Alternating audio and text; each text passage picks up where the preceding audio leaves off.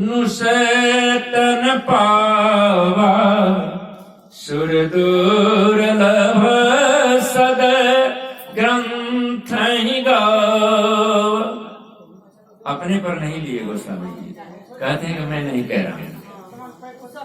बड़े भाग्य मानुषतन पावा, ये तो बात ठीक है। तब तो पूछा जाएगा ना कि आपने किस पैरामीटर से नापा था कि बड़े भाग्य से ही मिला है। तो कहते हैं नहीं, इसमें हमारी बात नहीं है। वेद पुराण, इसमें मेरी बात नहीं है। सदग्रंथ सब गाते हैं, बड़े भाग्य मानुष तन पावा। ये सब कहते हैं। कौन कहते हैं? तो जो सदग्रंथ हैं वो कहते हैं। और मैं उन सदग्रंथों को या तो पढ़ के कह रहा हूं या तो सुन के कह रहा हूं। अब दरिया साहब की बात आई तो कहे कि न मैं पढ़ के कह रहा हूं न सुन के कह रहा हूं, ये मेरे निजी जीवन का अनुभव है जो मैं कह रहा हूं। तो क्या तो मानुष के खलरी पेने 84 के जीव, कोटि जन्म भर मत फिरे तब हूं न पावत पीव। मानुष के खलरी पे है 84 के जीव। अरे आदमी जैसा दिखता है लेकिन आदमी नहीं है भाई। बाहर जाने की जरूरत नहीं है। आप प्रातः उठिए और एक बार अपने गांव का अवलोकन कर लीजिए। कोई चौराहे पर जो है चक्कू में धार दे रहा है, क्यों? पिंजड़े में मुर्गे बंद हैं, ग्राहक आएगा काट के बेच लूंगा। कोई कंधे पर मछली का जाल लिया, गड्ढे की तरफ चल दिया। कोई सुअर के बाड़े में दाना डाल रहा है तो किसी के घर से गालियों की बौछारें आ रही है।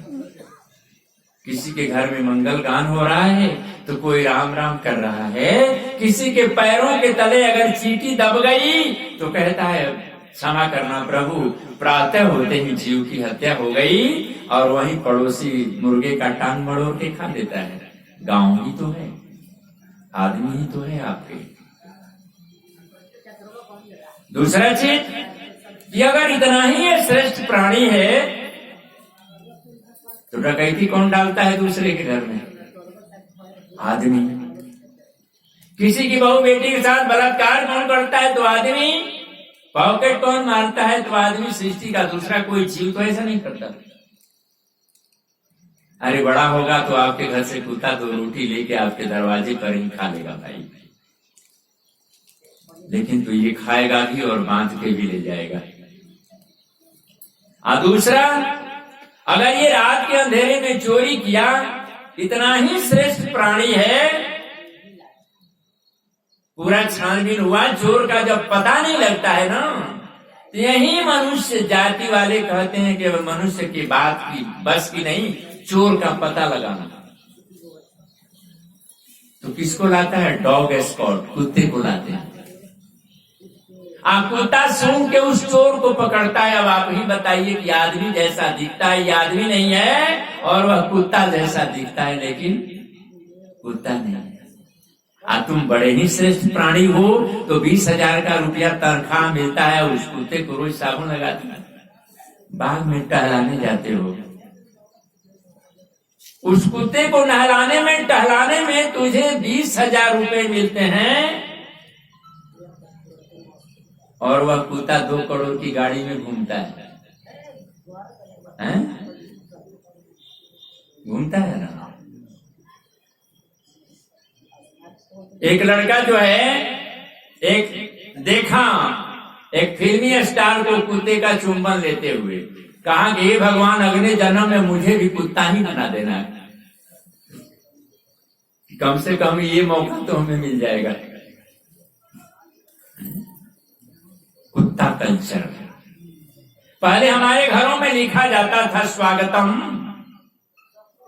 अब घरों पर लिखा जाता है कुत्ते से सावधान। यानी इस घर में अब आदमी नहीं रहते, कुत्ते रहते हैं। आदमी को देख के अब जल रहा है आदमी, मारता है आदमी और और मर रहा है आदमी। तब कहते हैं कि बड़े भाग्य मानुष तन पावा। अब तो दरिया की बात सत्य हुई ना कि मानुष के खलरी पेने 84 के जीव, कोटि जन्म भर मत फिरे तब न पावत पीव। करोड़ों जन्म लग गया उसको देखने के लिए। अब संतों ने पूछा कि अच्छा बाबा जी, आप ही तो इसी मनुष्यों के बीच से आए हो, कहां जन्म कहां हुआ, पाले कहां गए, आए कहां से, कहा इसीलिए तो परमात्मा ऐसे घरों में भेजा कि जहां किसी ने सोचा ही नहीं था कि यहां भी सूरज का उदय हो सकता है। माँ कपड़ा बुनती रही, पिता कपड़ा सिलते रहे और मैं लोगों को सिलने के लिए चल पड़ा। कहा कि बाबा जी आप क्या सिलते हैं, आपके पास क्या है? कहा कि अरे संसारिक जीवन में देख लो भाई, 1 किलो लोहे की कैंची सिर्फ काटने का काम करती है, लेकिन 10 ग्राम वाला सुई सिलने का काम करता है। अज्ञान काटता है और ज्ञानी उसको सिलने का काम करता है। तो दरिया ने कहा कि मैं कैंची नहीं भाई, मैं तो सुई और धागा बन के आया, लोगों को एक में पिरोने के लिए, सिलने के लिए आ गया। इसीलिए तो मैं दरिया दर्जी हो गया, क्योंकि सिलने का काम करता हूं। और इसीलिए तू कैंची हो गया कि काटने का काम करता है। एक बार जब ये चर्चा हुई कि बड़े भाग्य मानुष तन पावा, तो जानवरों ने सोचा कि अब हमारा डिमोशन हो रहा है। केवल मनुष्यों की चर्चा हो रही है, अगर इतनी जोनियां हैं, 84 लाख जोनियां हैं, तो परमात्मा ने हमें क्यों बनाया? हमारा भी तो कुछ वजूद हो, हमारा भी तो दुनिया में कुछ बैलेंस होना चाहिए, हम क्यों आए? बड़ा विचार किया जानवरों ने, कहा कि अरे भाई खाते हम भी हैं, खाते मनुष्य भी हैं, नींद उन्हें भी आती है, नींद हमें भी आती है, बाल बच्चे उन्हें भी होते हैं, हमारे भी होते हैं। आखिर किस मामले में श्रेष्ठ है वह मनुष्य जो है, किस मामले में श्रेष्ठ है? हम किस मामले में पीछे हैं पता नहीं चलता। जीवन वो भी जीते हैं, जीवन हम भी जी लेते हैं। सर्दी गर्मी बरसात हमें भी झेलना पड़ता है, उन्हें भी झेलना पड़ता है। डिफरेंस क्या है? लंबी पंचायत हो गई, पता नहीं चला। जानवरों ने कहा कि चलो अब मनुष्यों से ही पूछ लेते हैं। समन्वय बना, दोनों पार्टियां दोनों तरफ बैठ गई। मनुष्य ने पूछा कि अरे भाई ये पंचायत किस लिए? तो जानवरों ने कहा कि एक शंका है भाई, बता दो कि आप श्रेष्ठ क्यों हैं? खाते हम भी हैं, पीते हम भी हैं, वो काम आप भी करते हो, बाल बच्चे मेरे भी हैं, आपके भी हैं, नींद सबको आती है, मृत्यु आपकी भी होती है, हमारी भी हो जाती है, जीवन हमें भी मिलता है, आपको भी मिलता है। इतनी ऊंचाई पर आप क्यों और इतनी नीचे हम क्यों? एक मनुष्य खड़ा हुआ कि अरे भाई नहीं देखते हो क्या, हमारे यहाँ तो ऐश्वर्य जा रहा है, जैसी सुंदरी है, इतना सुंदर तो तेरे यहाँ कोई है नहीं, इसकी इतनी बड़ी बड़ी आंखें हैं। एक जानवर खड़ा हुआ कहा कि अरे भाई अगर मनुष्यों में किसी की आंख सुंदर है ना, तो कहते हो कि इसकी आंख तो मिर्गे की जैसी है, ये तो मृगनयनी है, आंख तो तुमने हमसे चुरा लिया, तुम्हारी आंख कहाँ सुंदर है?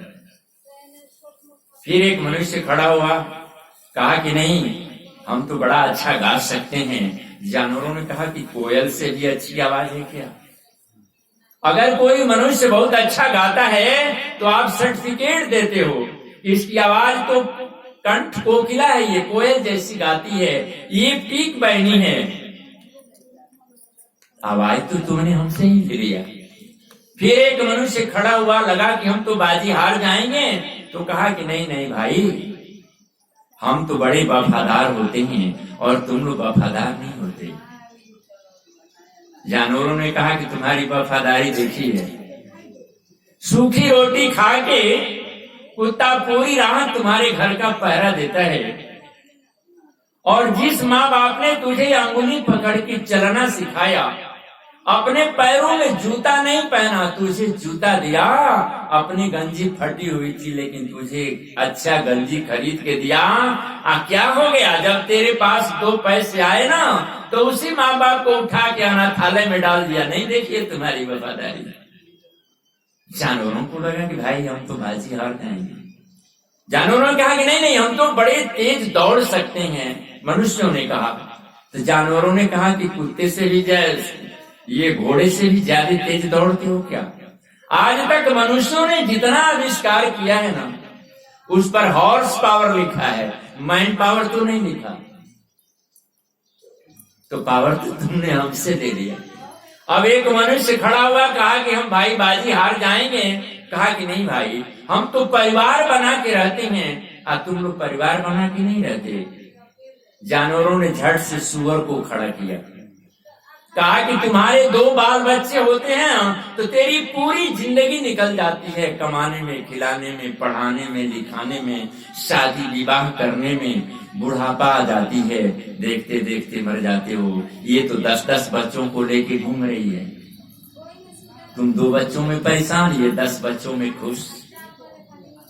अब जान मनुष्यों को लगा कि भाई अब तो हम बाजी पर बाजी हारते हुए चले जाते हैं। फिर एक मनुष्य खड़ा हुआ, कहा कि नहीं नहीं, मेरे यहाँ तो दारा सिंह जैसा पहलवान है। जानवरों ने झट से शेर को आगे खड़ा किया, शेर दहाड़ लगाया, दारा सिंह बैठ गए। कहा कि इससे भी फुर्तीला कोई है क्या? उसके बाद से एक बड़ा बुद्धिमान मनुष्य था खड़ा हुआ, कहा कि अरे भाई, हम लोग आपस में प्रेम से रहते हैं और तुम जानवर लोग आपस में प्रेम से नहीं रहते। जानवरों ने कहा कि चल भाई, आज तो हम बाजी हार गए, लेकिन इतना याद रखना, जिस दिन तुम प्रेम से रहना बंद कर दोगे ना, उस दिन हम और तुम दोनों बराबर हो जाएंगे। आज देख लीजिए, भक्तों की बात छोड़ दीजिए, संत आया है अलख जगाने के लिए, इतना प्रेम है भाई। दरियापंथी कबीर के साथ नहीं बैठता, कबीर वाला वैष्णव के साथ नहीं बैठता, वैष्णव वाला कहीं और संप्रदाय के साथ नहीं बैठता। क्या कर लेंगे आप? कौन सा धर्म कर लेंगे आप? कौन सा प्रेम का प्रवाह हो जाएगा आपके धर्म से? कहाँ मानते हैं आप कबीर को? कहाँ मानते हैं आप दरिया को? कहाँ मानते हैं आप सुर को? सिर्फ कहते हैं, मानते नहीं हैं। कहना आसान, करना बड़ी मुश्किल बात है। कथाएं रोज होती हैं, प्रवचन रोज होते हैं। अरे गर्मी नहीं आती तुम्हारे बदन में, ठंडे पड़े रहते हो, क्या करोगे? जब अगर कबीर की बात करते हैं ना, दरिया की बात करते हैं, तो दोनों के संदेश को पढ़िए ना। जब दोनों के संदेश को पढ़ते हैं तो लगता है कि तो सारा कबाड़ा हम ढो रहे हैं। दरिया साहब से पूछा गया कि आपके जीवन क्रम में घटना क्या है? कहा कि मैं भी दंश झेला, समाज का, परिवार का, जातिवाद का, छोटे बड़े का, गोरे काले का, सब दंश झेलते हुए जब सुकृत ने कृपा किया, परमात्मा के वरद हस्त मेरे सर पे आया, तो मेरी आंखें खुल गई। उम्र 15 साल में विवाह हो गया, पत्नी को भी देखा, संसार को भी देखा, इसी 15-20 के क्रम में बच्चे को भी देखा। लेकिन 20 साल में पूर्ण ज्ञान हो गया। और जब पूर्ण ज्ञान हो गया, तब आपने क्या देखा?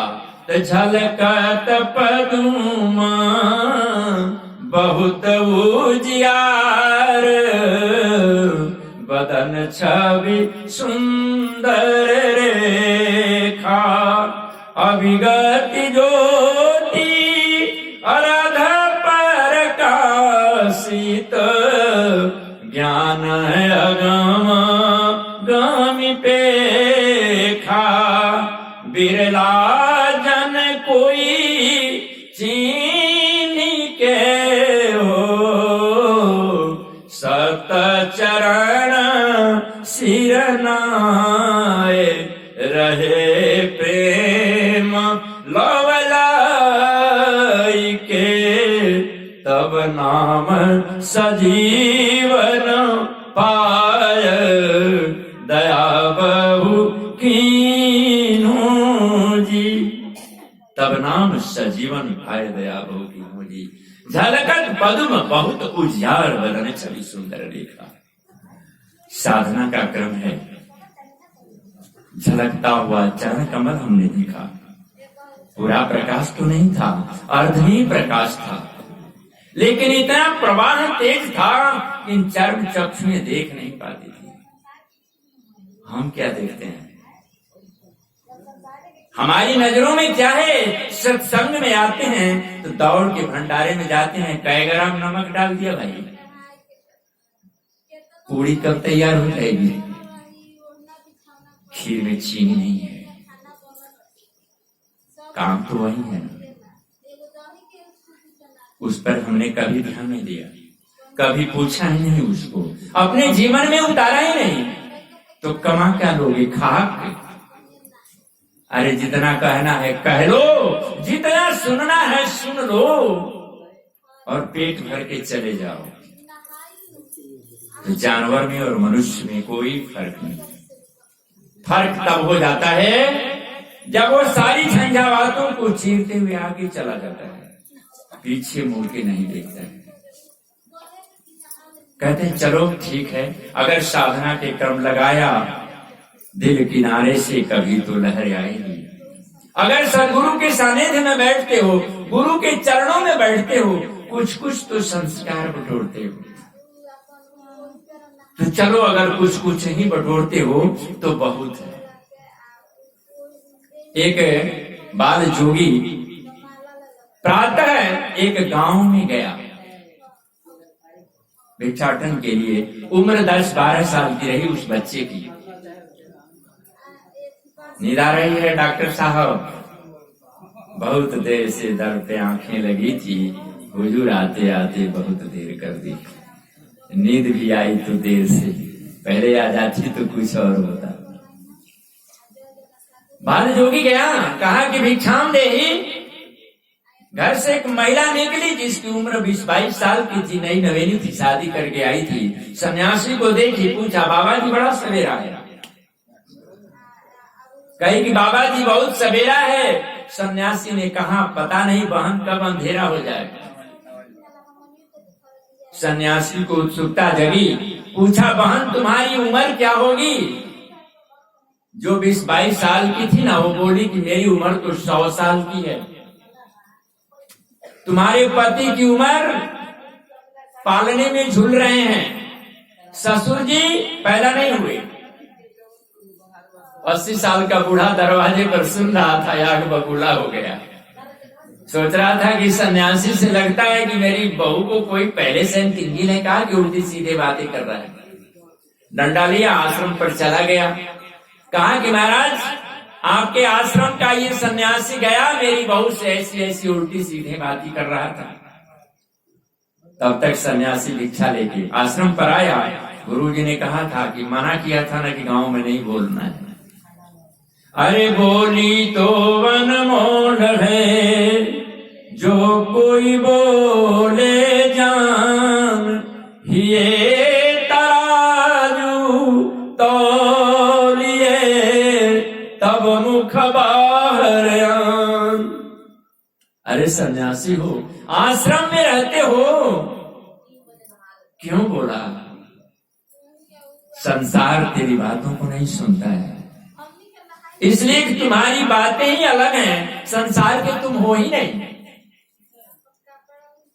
अरे जिस दिन सन्यासी सन्यास लेता है ना, उसी दिन अपना पिंडदान कर देता है भाई। शिखा सूत्र सब उतर जाते हैं, वस्त्र उतर जाते हैं, शरीर पर कफन आ जाता है। तो फिर गांव के कैसे हो गए? अरे गांव से उतना ही रिश्ता रखो, रोटी मिल गई वापस आ जा।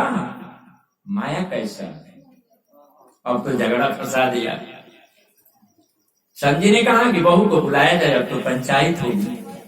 लोग इकट्ठे हो गए, नई नवेली दुल्हन आई थी, सन्यासी ने क्या बोला, गांव के लोग भी आ गए। अब लोगों को बड़ा आनंद आता है सब सुनने में, काफी भीड़ इकट्ठी हो गई। संजीव ने पूछा, ये मेरा बाल जोगी क्या बोल दिया?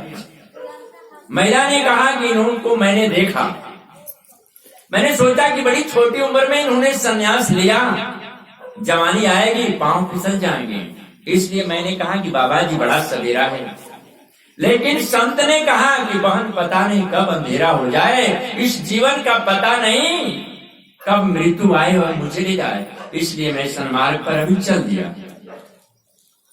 अब सन्यासी से पूछा गया कि तू क्या पूछा? सन्यासी ने कहा कि बहन की बात सुन के हमको लगा कि इस बहन में कुछ ज्ञान की बातें हैं, तो मैंने प्रश्न कर लिया कि तुम्हारी उम्र क्या है? बहन ने कहा कि मेरी उम्र 100 साल की है, यानी मैं पूर्व जन्म से ही संतों के सानिध्य में रही और मुझे पूर्ण ज्ञान है, इस जन्म का भी पिछले जन्म का भी, इसलिए मैंने अपनी उम्र 100 साल बताई। और पति की उम्र तो पालने में झूल रहे हैं, अभी तो 3 महीने हुए उनकी शादी करने के लिए। कभी कभी बैठते हैं तो ज्ञान और सत्संग की हम दोनों में वार्ता हो जाती है, मेरी बातों को सुनते हैं बड़े ध्यान से, इसलिए मैं कही कि पालने में झूल रहे हैं। और ससुर जी तो पैदा नहीं हुए, इन्हें तो रोज मांस चाहिए, रोज शराब चाहिए, शरीर कांप रहे हैं, एक एक कदम चला नहीं जाता। 100 बार मैं कहती हूँ कि आदमी हो तो आदमी का भोजन तो पहचान लो, बाकी चीजों को छोड़ दो, मेरी बात नहीं सुनते, इसलिए मैंने कह दिया कि पैदा नहीं हुए। अगर आदमी होते तो बात मेरी समझ में आ गई होती। बूढ़े का ज्ञान आया, डंडा फेंका, चाबी फेंकी, कहा कि बस अब आ गया, अब कहीं नहीं जाना, अब इसी आश्रम में रहूंगा, और अपना जीवन पर्यंत ज्ञान की परिधारा में मिला दिया। तो पता नहीं किसको कब कहां से ज्ञान मिल जाए, ये कोई तय नहीं है। इसलिए सबसे बड़ी बात है कि सन्मार्ग पर चलते रहना मेरा काम है, समझना मेरा काम है। दूसरी चीज कि जो भी आप सुनते हैं उस पर जब तक आप प्रयोग नहीं करते तब तक कैसे पता चलेगा कि ये बात सत्य है या गलत है? इसलिए उसको जानने के लिए अभी हमारे ये डॉक्टर साहब बैठे हैं, मैं गैस्ट्रिक से पीड़ित था, बहुत दवाएं ली और मुझे वहां गोरखपुर पहुंचा दिया वो बीमारी। मैं वहां दवा लेके बैठा था और मेरे हमको जो लेके गए थे वो अपने एक मित्र से मिलने के लिए गए कि मिलके आते हैं तो चलेंगे। तो मैंने देखा वहां गोरखपुर में एक सेमिनार लगा था वो विश्व राय चौधरी, और मैं वहां गया, उनके स्टेटमेंट को सुना। आके मैं डॉक्टर साहब से कहा कि डॉक्टर साहब ऐसा ऐसा मैं सुन के आया हूं। डॉक्टर साहब ने उस पर मुहर लगाया कि अच्छी बात है, और मैंने उसको शुरू किया, बिना दवा का मैं ठीक हो गया, आपके सामने बैठा हूं। और वो और तो चमत्कार किया डॉक्टर साहब ने, एक सौदागर साहब हैं, कबीर मत में संत हैं, रोज दवाइयां लेते थे डब्बा का डब्बा, उनको लेके ये मेरठ चले गए। साहब जी ऐसा किए, उनको ठीक हो गया, अभी चलिए ना। तो मेरठ लेके गए, सेमिनार किए, 3 दिन में 60,000 रुपए इन लोगों ने खर्च किया। 60,000 खर्च करके 3 दिन में आए। जब 60,000 रुपया खर्च किए थे ना, तो वहां सब लोग बड़े ध्यान से उनकी बात को सुन रहे थे। यहाँ भी अगर 1-1 हजार का टिकट लगा होता ना, तो इसमें किसी को जो है चाय पीने के लिए कोई उठ के नहीं जाता था, क्योंकि 1 हजार तो दे दिए। इसलिए एक एक शब्द को निचोड़ के रखते हैं। आज मास्टर साहब खुश हैं, डॉक्टर साहब भी खुश हैं। ये भी बीमार थे, क्यों ठीक हो गए? कि ध्यान से उस बातों को सुना और उस पर चलना शुरू कर दिया। लेकिन हम सुनते हैं, चलते नहीं। बहुत दिन से दरिया पंथ चल रहा है, 400 साल हो गए। बहुत दिन से कबीर पंथ चल रहा है, 4 साल हो गए। करते हम क्या हैं? उसमें से एक चीज जोड़ के एक अलग कर लेते हैं, अपनी एक अलग दुकानदारी कर लेते हैं। अरे ग्राहक को जो चाहिए वो माल हम रखते हैं, भाई आ जाओ।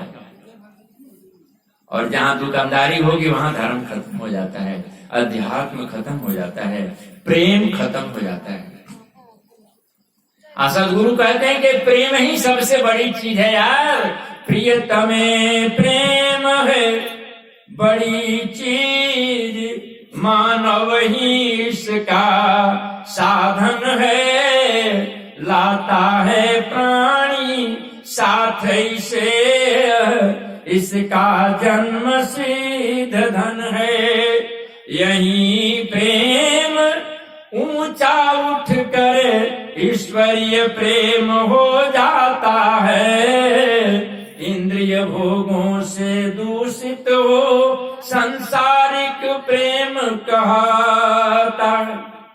एक ही चीज तो है, ट्रांसफर कर लो। जब ट्रांसफर करके साधक सन्मार्ग पर चलता है ना, तो बाहर से बड़े उपद्रव खड़े होते हैं। जब फसल अच्छी आती है ना, तो कीड़े भी आते हैं उसको खाने के लिए। सदगुरु कहते हैं जब फसल लहलहाने लगे, अष्टदल कमल खिलने लगे, अमृत की वर्षा होने लगे, अनाहत का नाद सुनाई देने लगे, तो सावधान होके बैठ जाना। कैसे? क्योंकि अब बारी आएगी बाहर से तुझे निचोड़ने वालों की, बाहर से डिस्टर्ब करने वालों की। तो कहते हैं तब साधक को सावधान हो जाना है। कैसे? तो फानी मानी गानी जीमी धरत उतारी, चरत चरा दिव्य दृष्टि नटारी। फिर नहीं एक पलक विश्वासा, अलीन उठाय अरध मुख ग्रासा। फानी मानी गानी जिमी धरत उतारी, जिस तरह से सर्प अपने मणि को उगल देता है और उसके प्रकाश में छोटे छोटे कीड़ों को खाता है, लेकिन जब ही आहट लगती है ना, दौड़ के उठा लेता है। लिन उठाए अर्ध मुख ग्रासा, भले ही उसके मुंह में आहार लिया है, निगला नहीं है, लेकिन दौड़ के उठा लेता है। ठीक उसी तरह से साधक जब साधना क्रम में हो तो ऐसे ही सावधान रहना पड़ता है। कैसे? ज्यों पतंग मुख मूरत नटारी, असन मुख दृष्टि दीपक महजारी। पतंग एक बार मुखड़ा जल गया, पंखी जल गई, लेकिन दीपक से इतना प्रेम है कि उधर ही देखते रहता है, एक टक लगाए रहता है। इसलिए प्रभु के चरण कमलों में टक लगाए रहो। जब बोझ हो जाता है ना ज्ञान का, तब वह व्यक्ति जो है बिल्कुल झुक जाता है। सूरदास जी ने पूरे अपने ग्रंथ को उन्होंने पूर्ण किया। सब लोगों ने बड़ी सराहना की, पढ़ा। पूछा गया कि सूरदास जी, कृष्ण की भक्ति में तो आपने लिखा, बड़ा प्रेममय भजन रहा, ओतप्रोत रहा, लेकिन आपने बारे में आपने कुछ नहीं लिखा। क्योंकि अगर कोई एक व्यक्ति अगर एक पंखा देता है आश्रम में, तो अपना नाम पंखे पर लिखवा देता है, आपने कुछ नहीं लिखा। सूरदास ने कहा कि मैंने भी लिखा है, मैं संसार से कहां बाहर हूं। कहे कि महाराज लिखा है तो बताइए ना कि आपने क्या लिखा है। खूब सो लीजिए डॉक्टर साहब, फिर दोबारा चांस नहीं मिलेगा। सत्संग में दो ही लाभ होते हैं, या तो भरपूर नींद आती है, या तो भरपूर जो है ज्ञान आता है। चलिए सूर्य के एक पद को प्रस्तुत करके वाणी को विराम देंगे। तो पूछा गया सूरदास जी ने कि आपने अपने बारे में क्या लिखा। सूरदास जी ने कहा कि मैंने भी अपने बारे में लिखा है कि मौसम कौन कुटिल खल कामी। कहे कि मेरे जैसा इस संसार में कुटिल खल कामी कोई नहीं है। कि मौसम कौन कुटिल खल कामी। जातन दियो ताहि बिसरयो ऐसो नमक हरामी। मौसम कौन कुटिल खल कामी। जातन दियो ताहि बिसरायो ऐसो नमक हरामी। मेरे जैसा नमक हराम कोई नहीं। और उतना ही नहीं, भरी भरी उदर बिसरस चाखत। भरी भरी उदर बिसरस चाखत। जैसे सूकर ग्रामी। मौसम कौन पतित खल कामी। मेरे जैसा दुष्ट खल कामी कोई नहीं। उतना ही नहीं, एक गुण और भी है मेरे में। संतों ने पूछा और कौन सा गुण है बाबा जी? आपने तो अपना अवगुण ही गिनाते चले गए। तो मोह से पतित कवन जग माही। सब पतितन में नामी। मौसम कौन कुटिल खल कामी। सब पतितन में नामी। नंबर 1 का मैं पतित हूँ, साधारण नहीं हूँ। कहते हैं अब क्या करेंगे महाराज? कहते हैं कि अब छोड़ भाई, एक ही चीज करना है कि सूर पतित को ठौर कहाँ है। सूर्य पतित को ठौर कहाँ है। तुम बिनु श्रीपति स्वामी। मौसम कौन कुटिल खल कामी। सूर पतित को ठौर कहाँ है। हे प्रभु, आपके चरणों के सिवा मुझे कहीं स्थान नहीं। तुम अभिनु श्रीपति स्वामी। हे प्रभु परमात्मा, अगर मेरे कोई ठौर है, कोई जगह है, अगर कोई मुझे रखने वाला है तो सिर्फ आपका चरण कमल है, बाकी कोई नहीं। स्वदूर कहते हैं कि जब चरण कमल दिखाई दे देना, अनहद धुनी सुनी मगन गगन में। अभिगति अलख लखोरे कहे दरिया साहब सदगुरु से। रहु सदा कर जोरे। दिन भी तोरी तोरे सतनाम भजन बीनु बावरे। दिन भी तोरी तोरे। दरिया साहब कहते हैं कि अनाहत सुनी धुनी सुनी मगन गगन में। जिस समय तुझे अनाहत का अनाज सुनाई देने लगे, अभिगत अलख लखोरे, जिन आंखों से देखा नहीं जा सकता, अगर इन आंखों से दिखाई तुझे देने लगे, अगर ये घटना तेरे जीवन के साथ घटती है तो कुछ मत करना, एक काम कर लेना। क्या? कि कहे दरिया साहब सदगुरु से। कुछ मांगना मत, लौकिक जीवन की कामना मत करना। ऐसा नहीं कि भूल के कह दो बेटा दे दो, धन दे दो, मकान दे दो, दुकान दे दो। अरे एक ही चीज मांग लेना भाई। क्या? तो कह दरिया साहब सदगुरु से। रहु सदा कर जो सिवा किसी भी चीज की कामना मत करना। तब क्या होगा अगर हाथ जोड़ लोगे तो? तब कहे कि तब तो गमन कर जाओगे, इस संसार सागर से पार हो जाओगे। कहे दरिया जब बीरा पावे, कहे दरिया जब बीरा पावे, जब बीरा मिल गया, वो मिल गया ना, तो जाए छपलोक बहुरी नहीं आवे। कहे दरिया जब बीड़ा पावे, जाए छपलोक बहुरी नहीं आवे। जब वो मिल गया फिर आवागमन से मुक्त हो जाएगा, बाकी कुछ करने की जरूरत नहीं है। अगर मान लिया कि मकान दे दो, दुकान दे दो, तो फिर वही आना जाना लगा रहेगा।